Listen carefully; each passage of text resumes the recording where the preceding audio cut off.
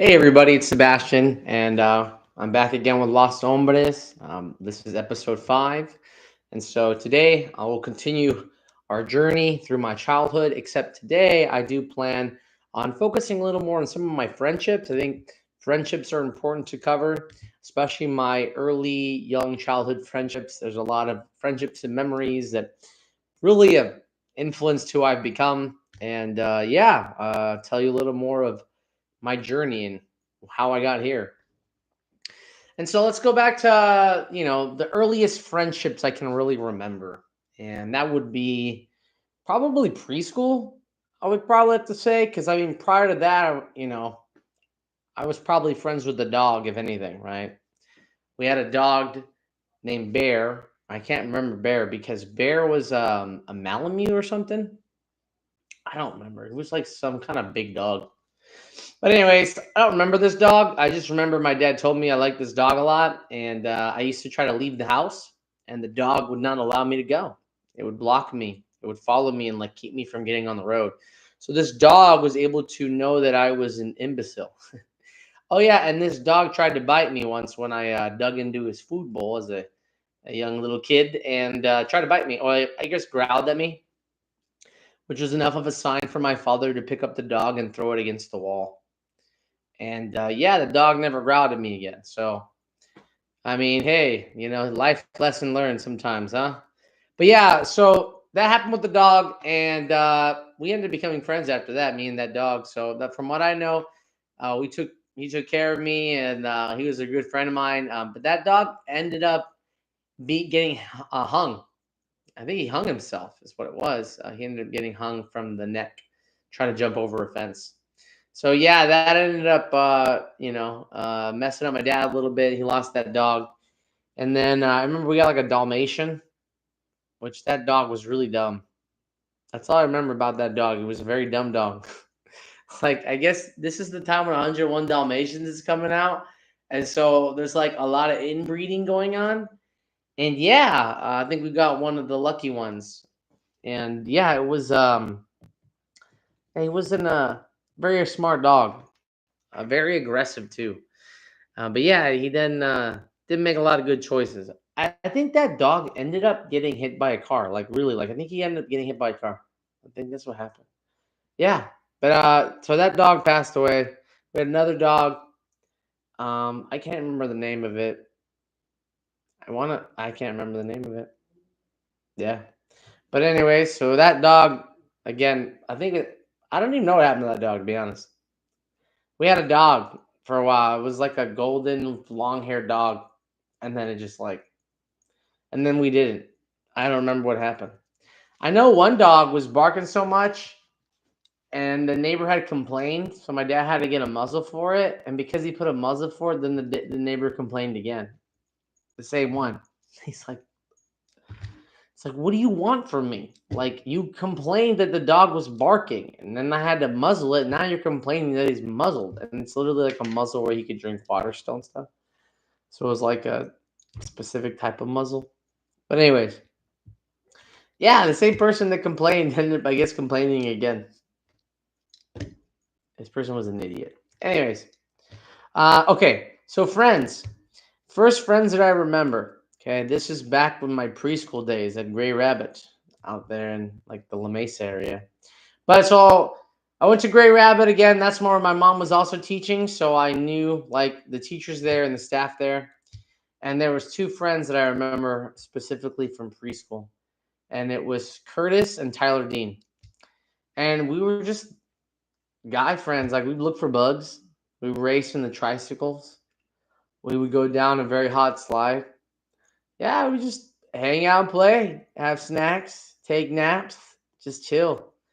Yeah, me, Curtis, and Tyler Dean. I remember like I went to their birthdays, and one time like, what's crazy to me? Why did all the other kids get the cool presents and we didn't? like they get like the RC cars and stuff. I'd be like, dang, dude. And then for us, they'd be like, here is a book.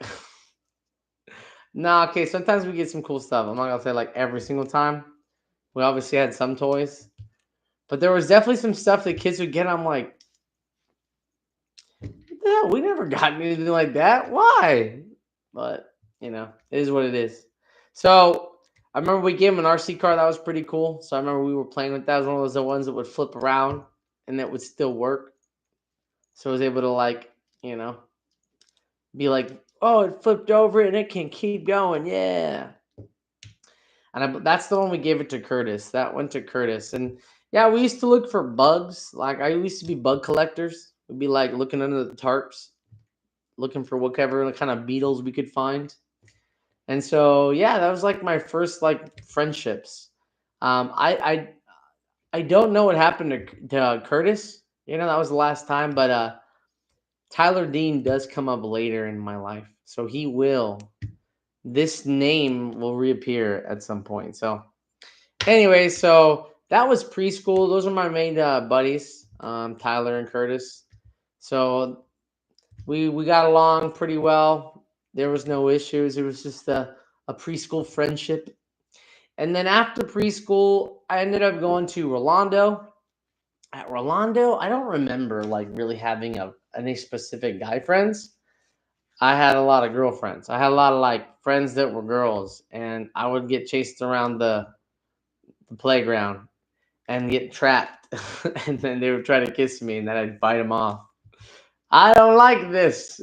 I don't like being chased by four girls. But anyways, so that was. I guess I mainly made friends with girls at that point.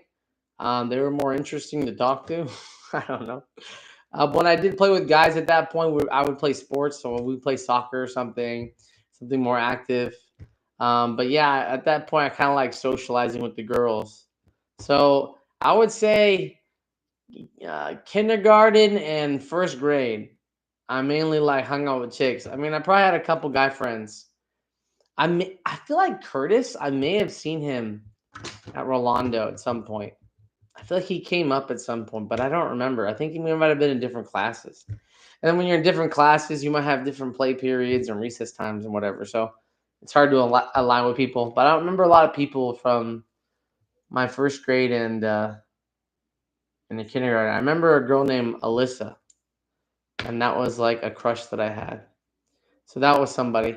But you know what? If I think about it, if I go to Mexico during these ages, oh, Discord, during these ages, I did have guy friends.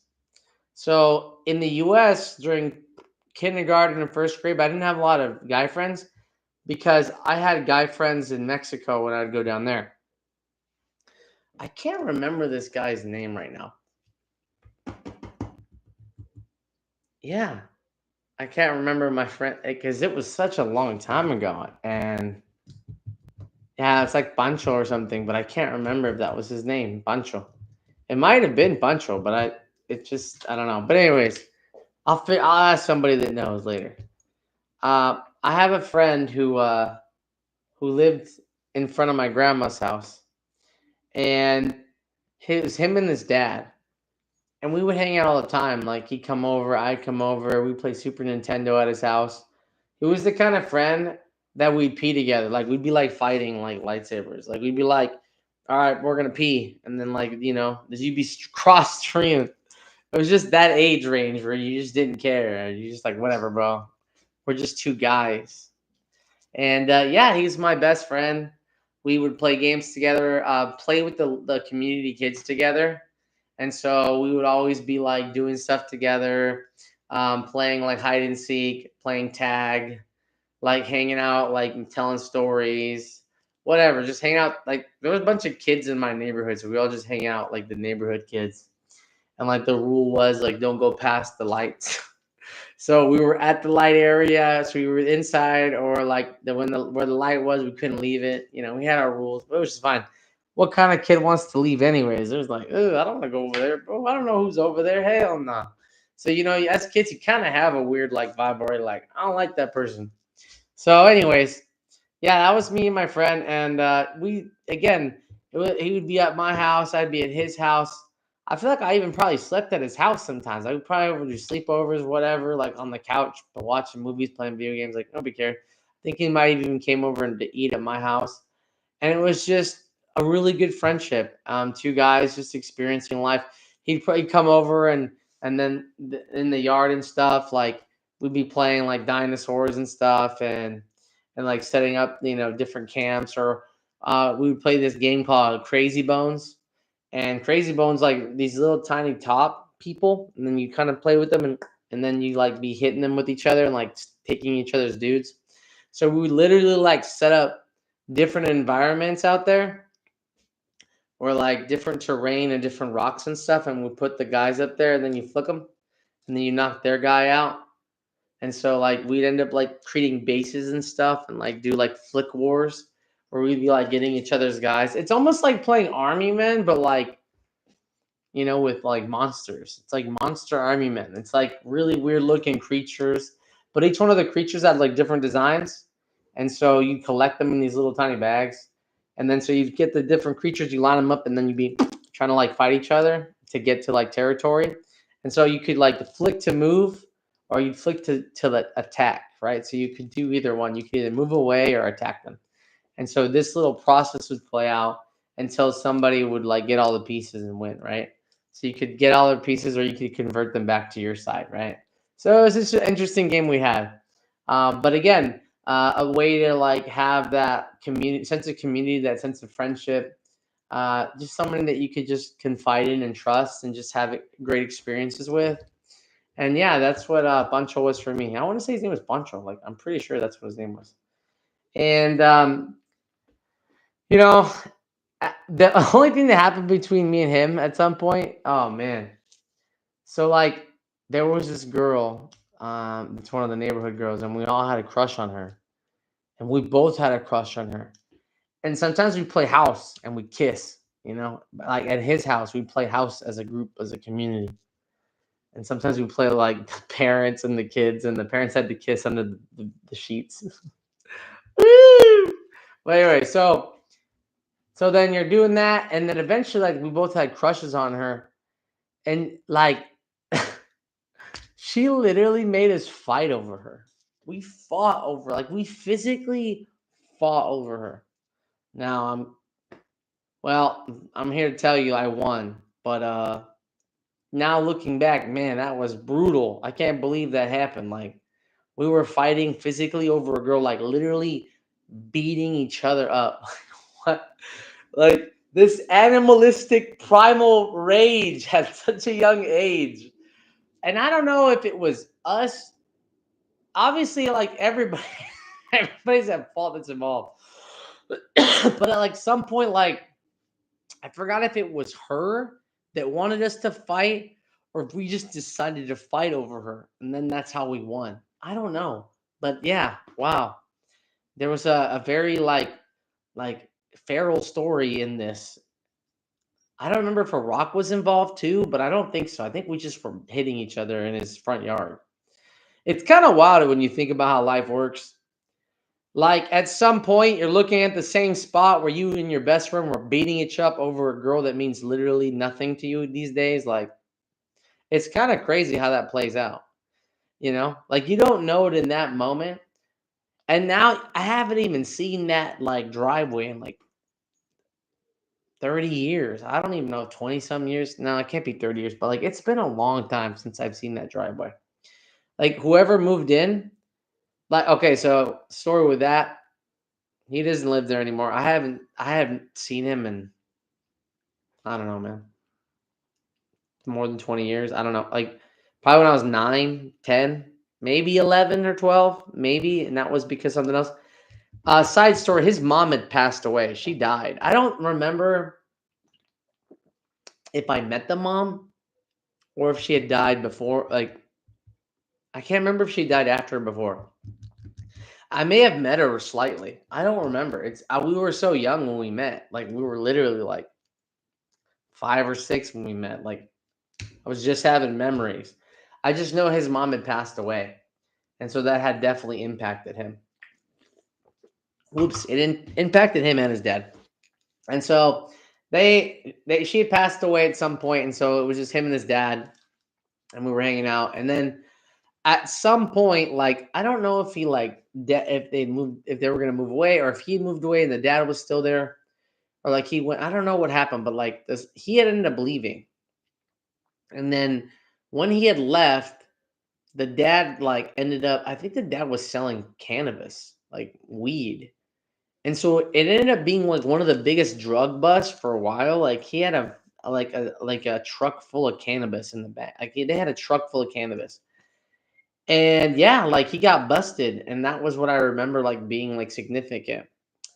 And then I know at some point his dad had passed away. So I never talked to him again, his parents passing away. But again, he was a really good friend to me for many, many years. Even after the girl fight, we that didn't stop us from being friends. That was just a part of our adventure, right? It's kind of like that idea that, you know, guys fight and then they get over it and they keep being friends. That's pretty much what happened. It's like we're not. I don't know. We fight. And we're like anyway, so we're gonna keep being friends now. And yeah, we remained friends for years. And I remember I saw him again in as a teenager. But it's kind of wild to see, how much you can change, right? Because each phase of development causes a different part of you to like show yourself. And so you really don't know how much you're going to get along with somebody until you're fully developed, which makes a lot of sense why, like when we're with our family, like cousins and stuff, like we tend to get along when we're younger, but as we get older, things start to change more because we're all meant to be individuals. And so when you're young, you're all more homogenous in the way that you are because the younger we get, the more that we're all the same. And the older we get, the more that the independence and the change and the individuality comes out. So the more we regress to a younger age, the easier it is for us to kind of get along because we're not really ourselves yet. We all require pretty much the same things. Then as we age, our differences are going to start to highlight themselves, and those differences are going to change the way you're going to interact with the world around you. Some people, maybe they have their need is to travel and they need to like be constantly moving and doing something. Other people don't want to leave at all. And so these two people are not going to be good fits for each other long term. So it's like interesting to like think about how families might work where like yes, everybody might have gotten along at a certain age, but as you develop, the different selves start to express. And so when you fully develop, now you have these different selves that have presented themselves. And so they're going to interact differently with each other, with other people. And so, yeah, it's easy to get along with a parent when you're not fully developed because once you fully develop, you may be nothing like your parent, right? Like you may be just like the other parent, which again, opposites attract. So if you're more like one parent, you're not going to be like this one. So you could be like, what's this? Oh, you're just like your father, or you're just like your mother, or whatever. Like, yeah, you got with this person. What do you expect? You don't. I can't be like you because again, I am made differently. I can I'm a mix of you, but like there's a chance I'm not. I'm actually less of the genes that you're even presenting. You could have a child that's more genetically you, but less just like expressive of you because those recessive genes may be the dominant genes for the other person. So you're seeing a bunch of genes come out that you don't see within yourself, but that doesn't mean that child isn't genetically more like you than not. But again, that doesn't mean their brain is like you. And so their own like person's going to highlight over time, which then again, once that person's fully developed, people don't interact the same. It's just not how it works. And so yeah, like the way we develop super important through the phases of life because again who you are when you're young is not who you're going to be when you're middle aged, and that's not going to be when you're older. Like it changes. And so the person that you are when you finally fully develop is going to be a lot more accurate of a representation of who you are really in the grand scheme of life than who you are when you're 16 or when you're 15. You're not fully cooked out yet. It's hard to really know the flavor of the cake if the cake isn't done, right? And you can't put the icing on it yet if the cake's not fully cooked. So you really can't develop you because you're not even fully you yet. Once you're fully you, we can really start to develop you because now there's no more fluctuation. There's no more things that need to come out or change. You have a fully operating system ready to go. So now you can put this thing full into gear, right? Another way to like look at this, you have the different stages of how manifestation comes to be. You have your gut, which is like the whole of where like things start, right? Like you need to like this is like it's almost like a black hole. You can infinitely go, but at some point black holes will split stuff out. And so when you take care of it, it starts giving you like renewal, right? Like a fire, right? And so your heart is your passion, right? Heart's desire, right? Heart and soul. So many phrases that require the heart and effort. Put heart in it. Right? So a lot of soul, heart and soul. It's all the same. Anyways, so this is like the energy, the like a desire, and then the final activator is the mind's eye, which is the ability to conceptualize things, and it's like Lego building, it's like you're like Scooby Dooing it or whatever, like you're doing a what's that guy's name? Detective. Ah, Sherlock Holmes. There you go. You're Sherlocking it up, where he's like calculating everything, and then outcome, right? And so we have that. We have that ability. It's called thinking. You can think of a solution, right? You can use your mind to like make things come true by like putting your energy into it. So it's like I'm gonna make a cake. I'm gonna put this cake together, and then ta-da! You made a cake. But if you unfocus, you can't make a cake. So you gotta focus on the cake to like make the cake come true. Put your energy into it. Literally, and it becomes a cake. Anyways, so each layer of development is important for the overall outcome. So in order to get to that end state where you're looking for, you got to work on those outcomes. So those outcomes are really important. And then once you develop those outcomes, once you have those three, then you really have that independent state now. You have the ability, you have the foundation to be independent because you can literally like now like use your consciousness to manifest your reality now, which you didn't have that before.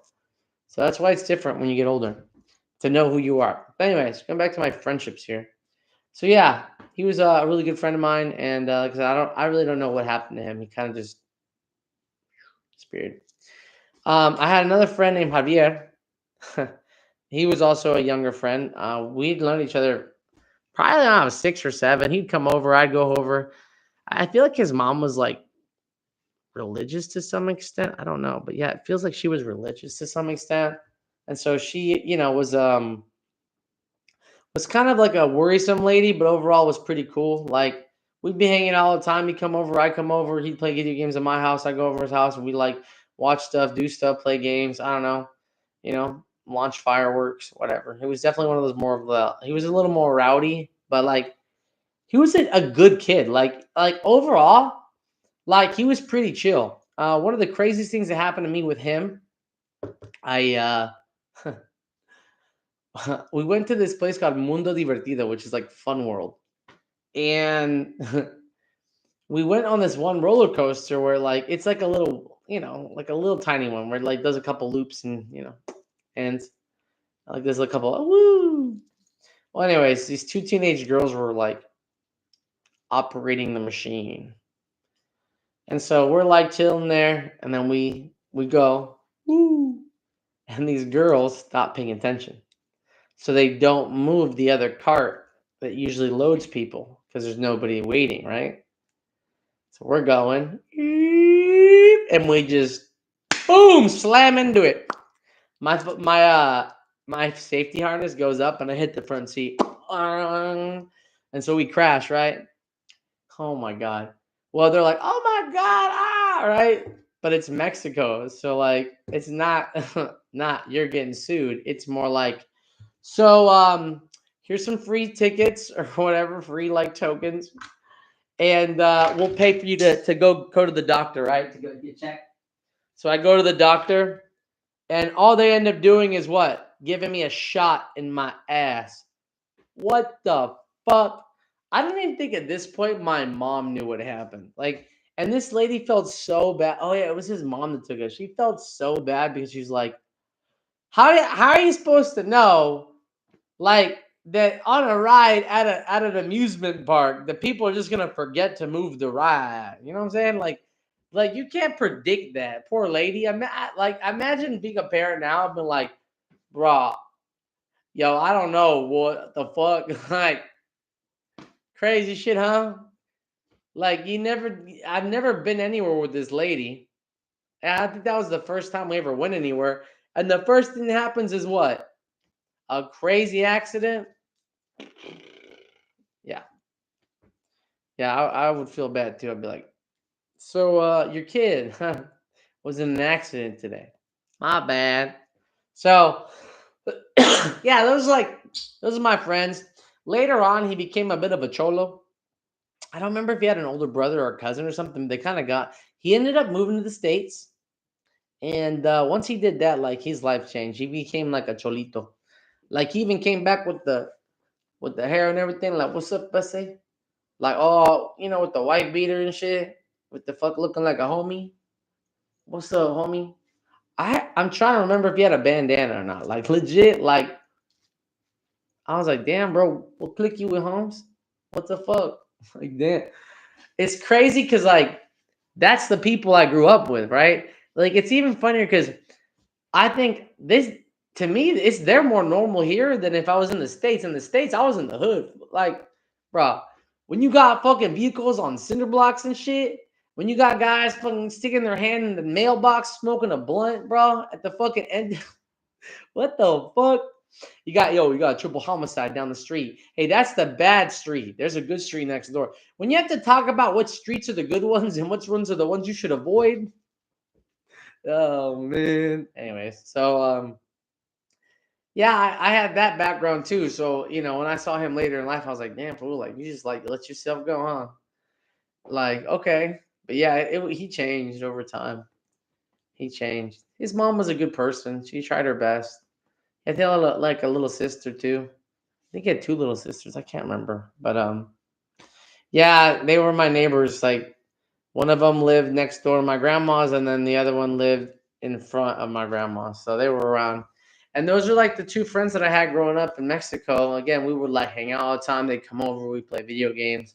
We would play Army Men, Soldier Men, what was it called? Locos, Crazy Bones. Yeah, Crazy Bones.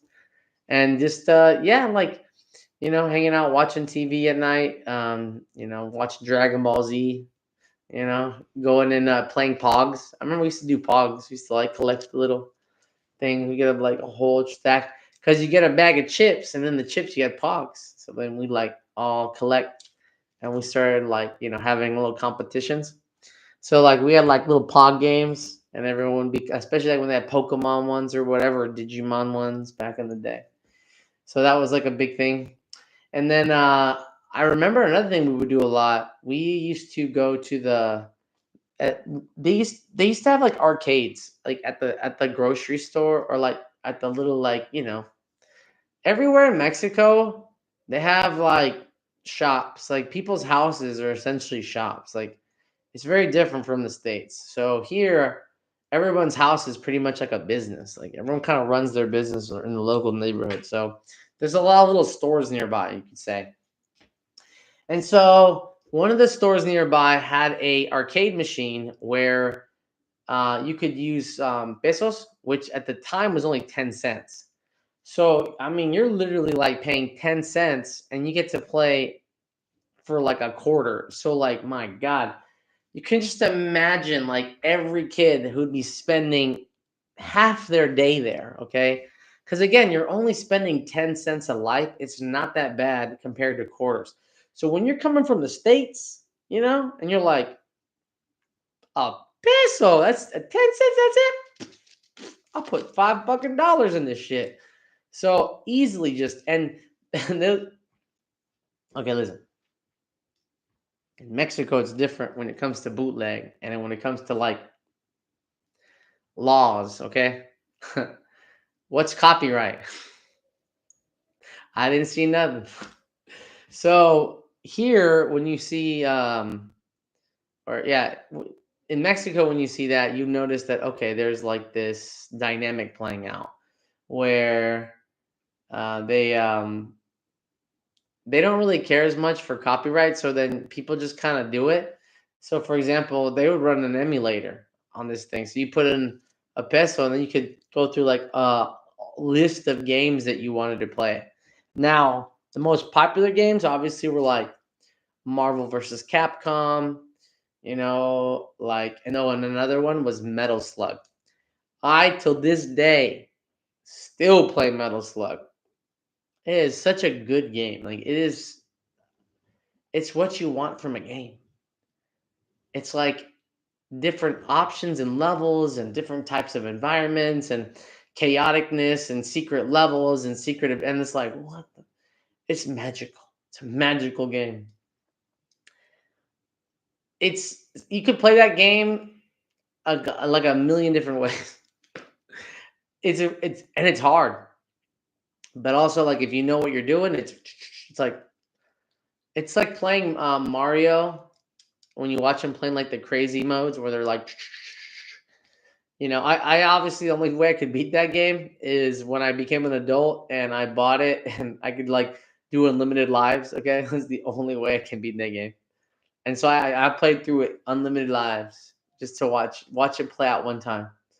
But yeah, there's no way I could beat that game like normally. I'll probably I get to like a certain level, and then after that I'm like death.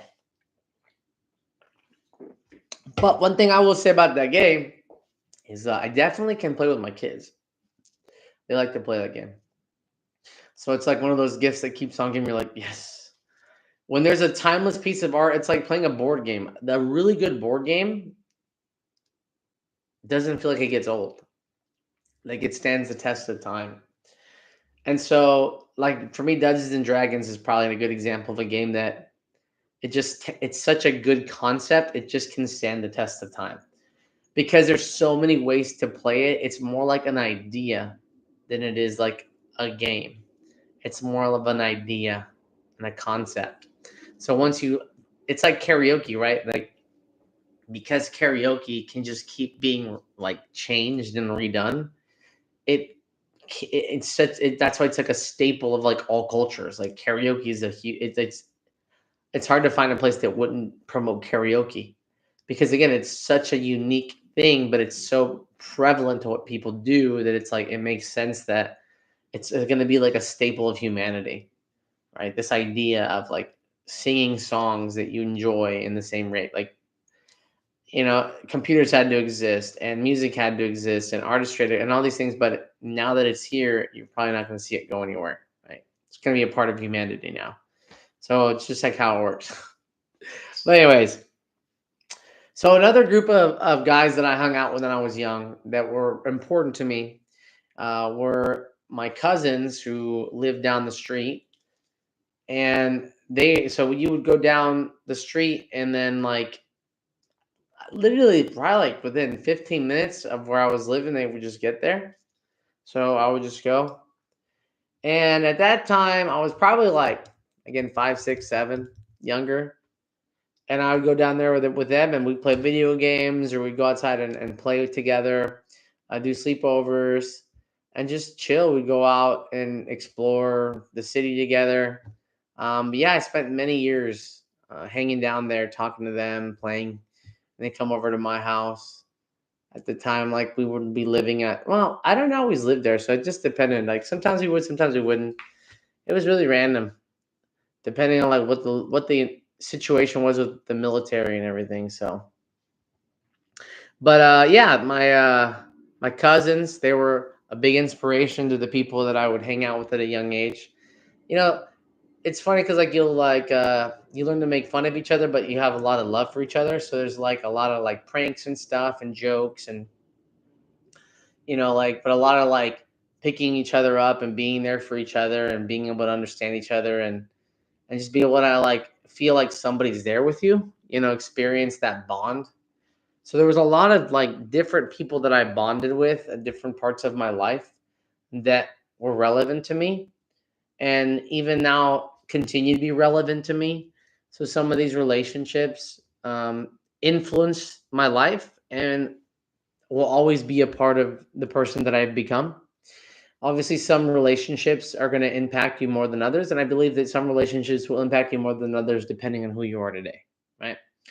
So people that may have seemed irrelevant before may become more relevant as you learn to appreciate different parts of life, because concepts that didn't mean anything to you at one point may now mean the world to you because now you understand the world that you live in.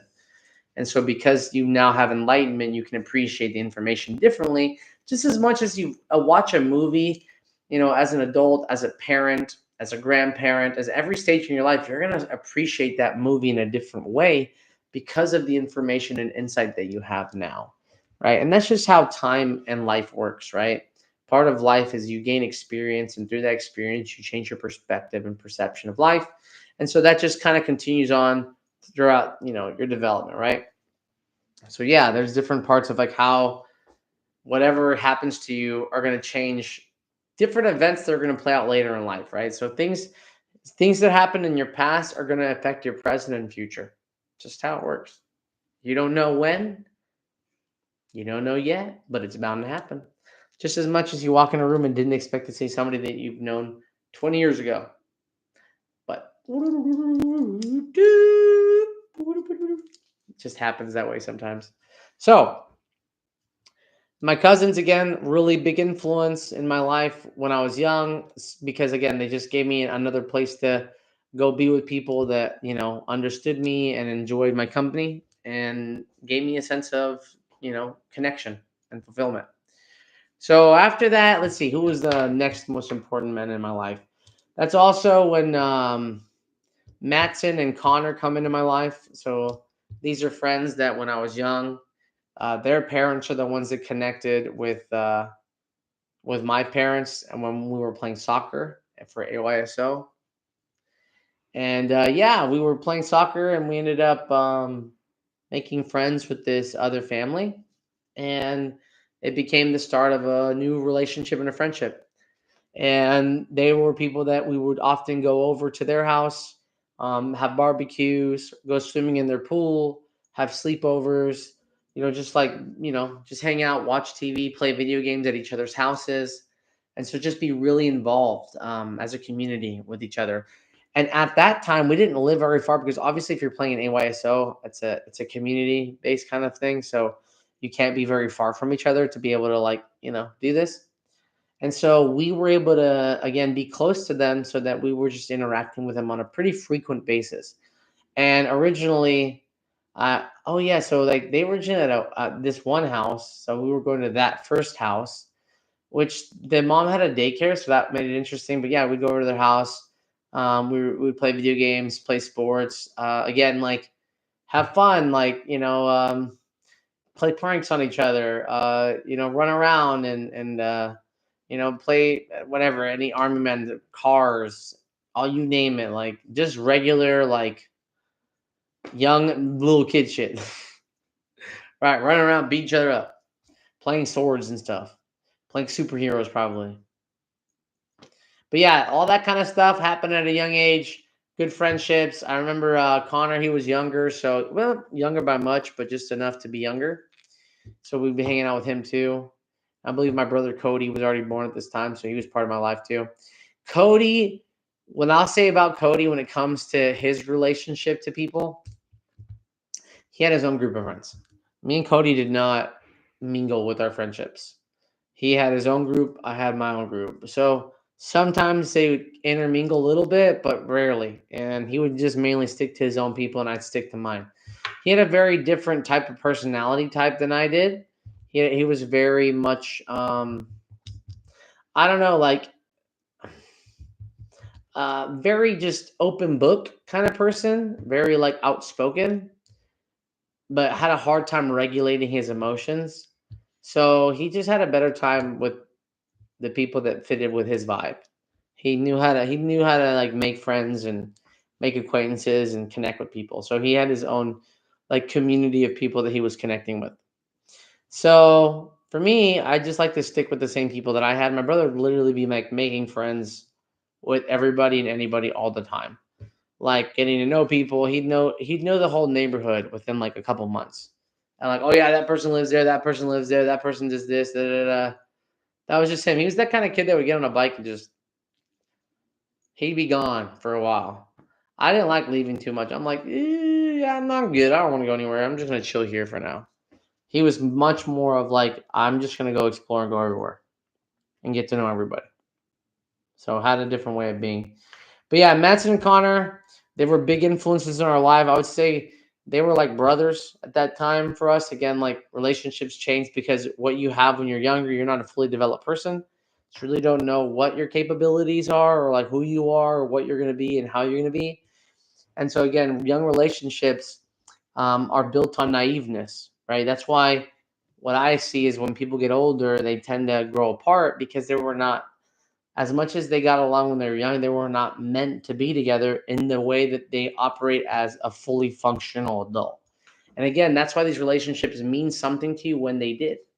They did. And if they can go beyond that barrier, awesome. That's amazing. I love it.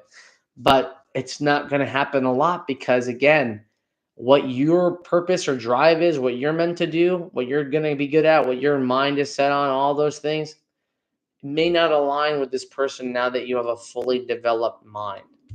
Now that you really can create something that you want, it's very hard. That's why it's better to create your life, and then the people that are meant to be around you will start to make sense. They'll start to show themselves. The people that are meant to be in your life will reveal themselves once you start living the life you're meant to be having.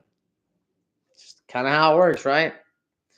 You can't talk about your friends, in the U.S. when you're living on an oil rig. Kind of hard, right?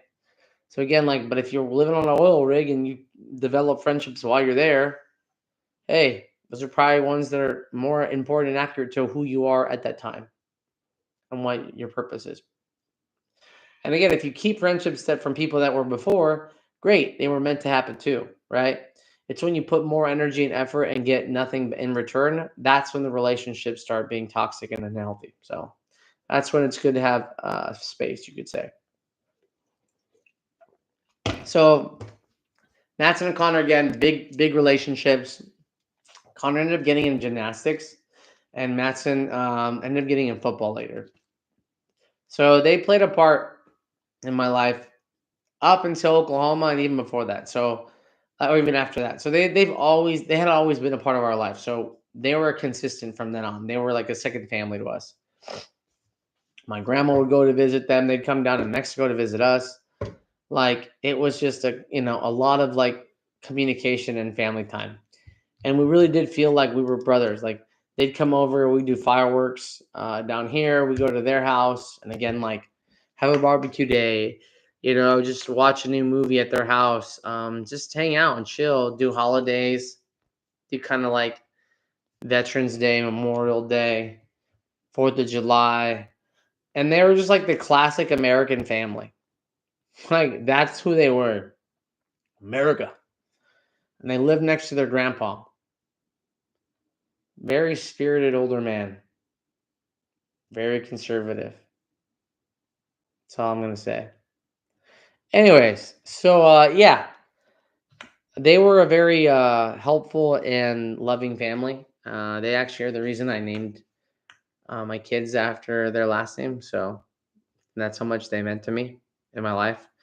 They'll come up in the story quite a few times in my life throughout my development, you could say. And yeah, they play important roles throughout my life and continue to play an important role in my life. But okay, so Matson and Connor again, big influences in my life. When we were younger, the funniest story I have with Matson, this is really fun. He told me because I used to watch him and I'd be like, "Why don't you have sleep?" He's like, and he would just lay there and like not move, like I wave my hand, and he'd tell me, "Oh, I learned to sleep with my eyes open." I'm like, "What?" And now I would look back, I'm like, nah, he was just lying to me. Like he was such a fucking clown. He would be like, he would just lie to me. He was like, fuck with me. So, anyways, he would always tell me that. But yeah, we'd like again play video games at my house or like tell stories or play with the toys that we had. We used to have these like ninja things, and they like flare around, and the goal is to like hit the like guy's like chest area, and knock him out. So we used to play those, right? We did like video games though. We were big video game people. I remember as a kid, my first video games, I played Doom. Doom was like one of the first games I ever played. Warcraft 2 was another game out, was one of the first ones I ever played. That was sick. But other ones that this is when I was like 5 or 6, man. My dad was letting me play. Yeah, like some of these games. I don't remember. I had this like one where like I was like a 3D spaceship, and I was flying through like I don't know, like some kind of like dungeon, and I had to like try to fight off other ships while I'm flying around in it. I felt like I felt like I was a drone. Like looking back now, I was like a drone. So I was a drone during this process. So I was playing that game a lot as a kid. But I remember, yeah, spending a lot of time playing Warcraft 2 and Doom.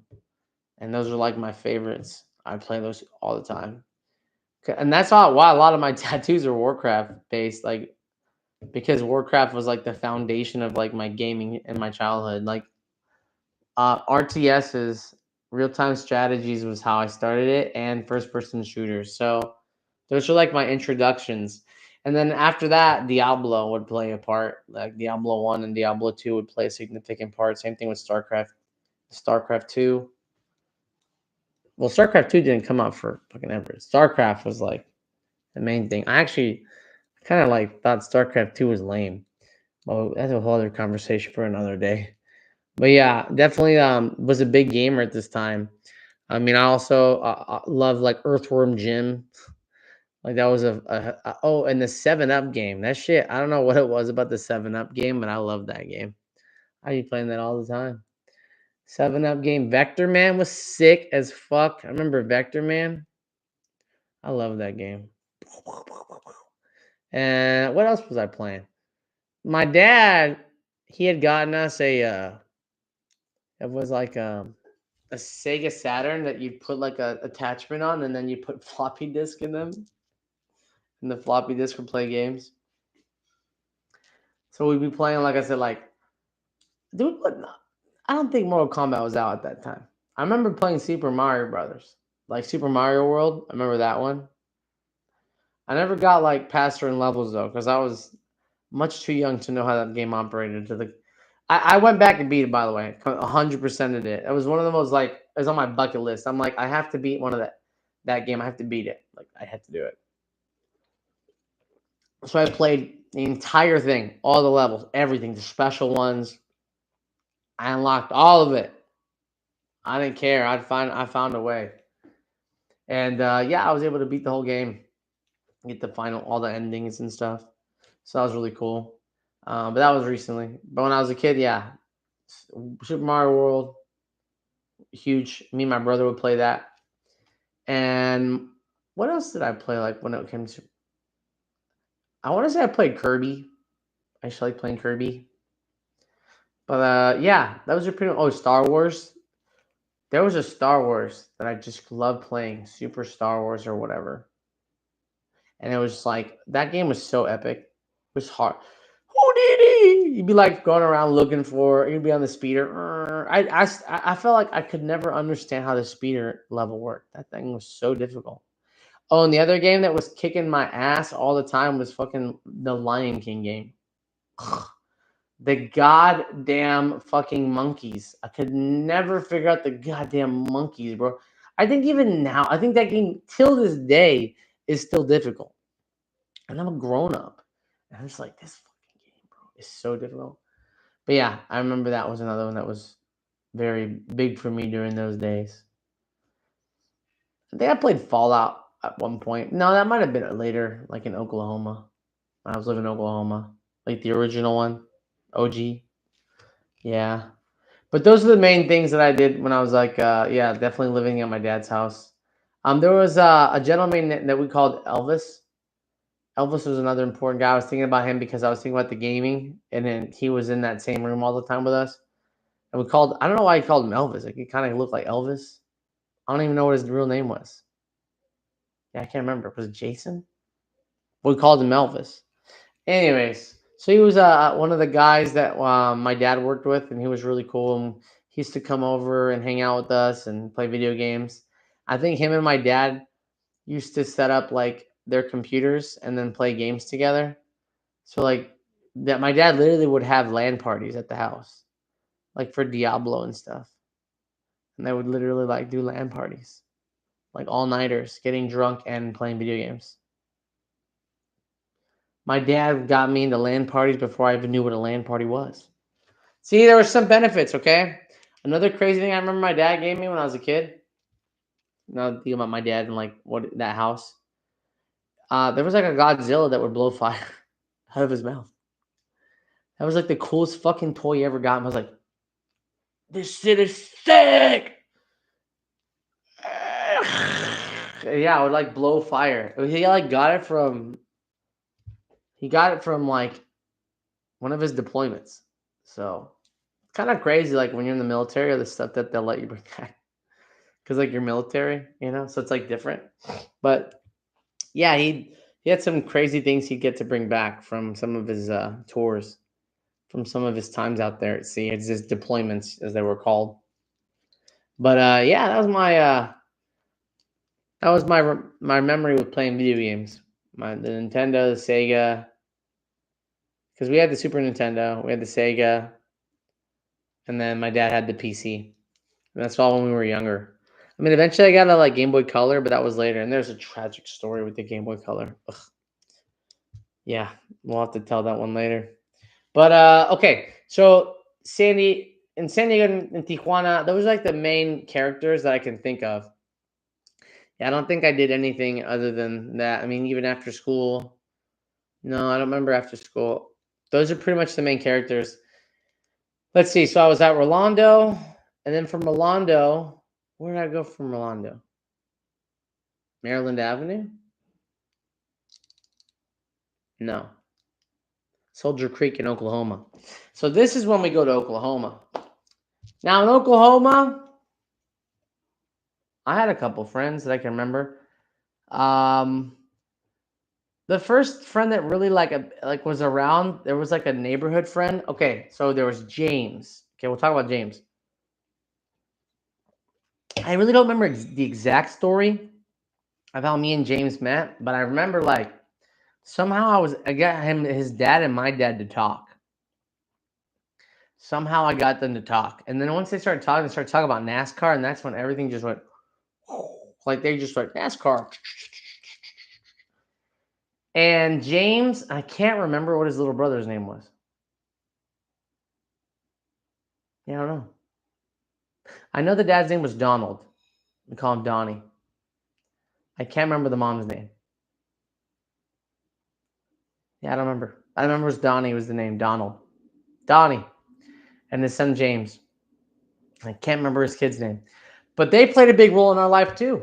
They actually were I think the most welcoming people that we had around, like when we were living there. And my dad made really good friends with them. And we'd go to their house all the time. I remember at first they were like, they get mad because they think I only went over there to play video games. But it's just kind of what we did. I don't know. We're like, what else we're gonna do? But over time, I grew on them. Like at first, I thought I was just taking advantage of their kid to play the Super Nintendo. But no, I was just genuinely like having fun. Like we had video games in my house. Like I don't know. Like I just like to hang out, and that was something we did. And so James and his little brother, so we'd be going over there. And I remember like his dad would play like mech games, and so I'd always watch him in his big mech setup. And yeah, like always playing. Like he always had the computer. They had like they felt like the traditional. I don't know what it is, but we always found like the classic American families. Like it was like one was like American Dad, and the other one's like who would this be? This would be like Malcolm in the Middle. If Malcolm in the Middle had a family, there would be that.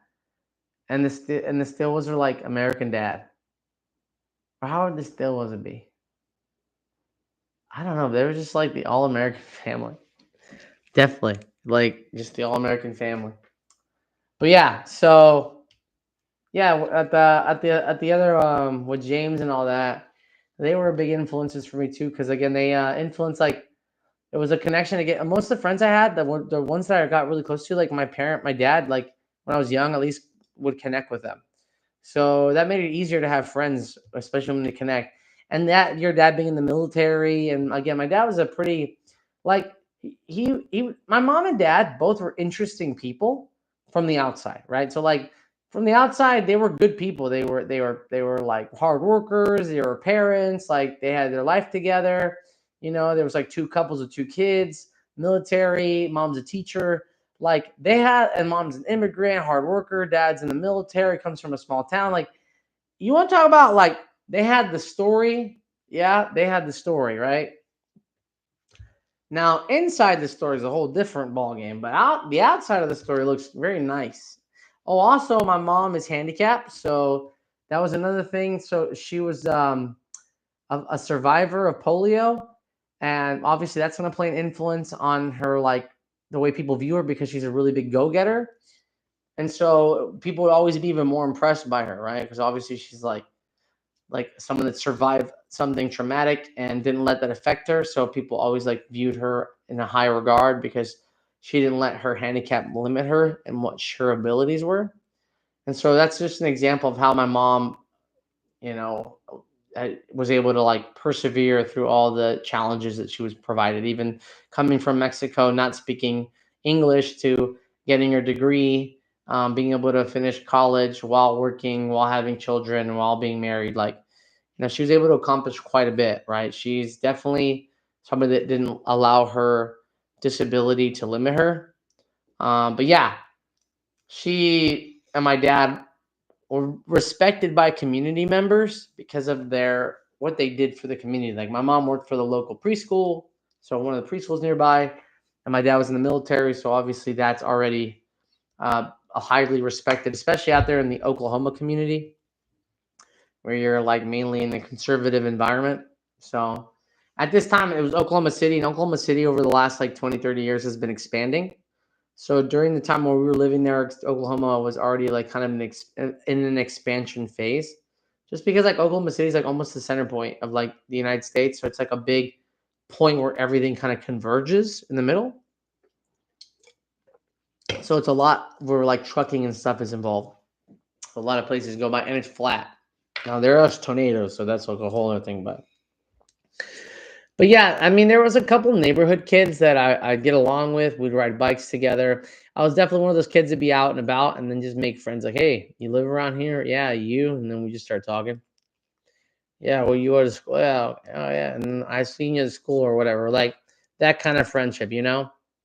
Hey, can you come out? Yeah. Or like they'd move away or, you just wouldn't hang out with someone anymore. Something would happen. They'd take some, maybe steal something, or you at least think they did, or maybe they said something inappropriate. I don't know. There's like there's like the neighborhood kids that you're just kind of casually friends with, and then there's like the friends that you really develop and have. And so there was not really any significant friendships that I can recall from my immediate neighborhood other than James and his brother. And again, they were always a big part of our life. At some point, they ended up moving. I don't remember if they moved to California or what, but they did end up moving away. So they were no longer in the picture at some point. But for a while they were, and they were a really big part. And again, another family that we'd be hanging out with, inviting over, having dinner with, hanging and just exploring a relationship with and getting close to. And so there is a relationship that will come up. I could talk about it during the next episode. I have a friend named Elijah, EJ, and he had a very special role in my life. It's just interesting to kind of look back and see, his role. But he was just a really nice guy. We'll talk about my experience with EJ and kind of what role he had with me. I did have a girl named Rachel who was also a significant part of my life during that time, and she was like my girlfriend, I guess you could say. Like my mom knew about her, and we talk about her. She had a crush on me, and I had a crush on her at the time. And yeah, it was just like a little kid crush, little kid girlfriend.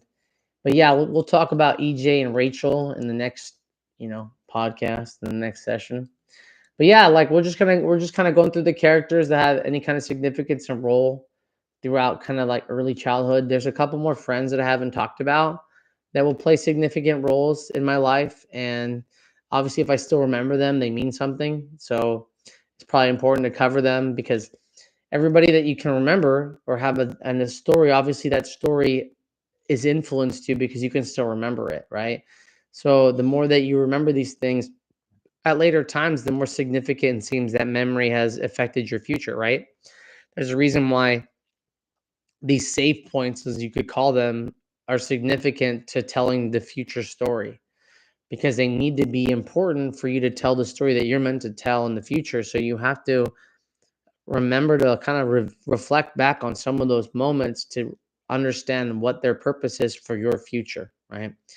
The way you're influenced by a story is reflective on who you are, because not everyone will be affected by that story in the same way. So, however you're affected by that story is a reflection on who either you are, who you've become, or who you're meant to be, right?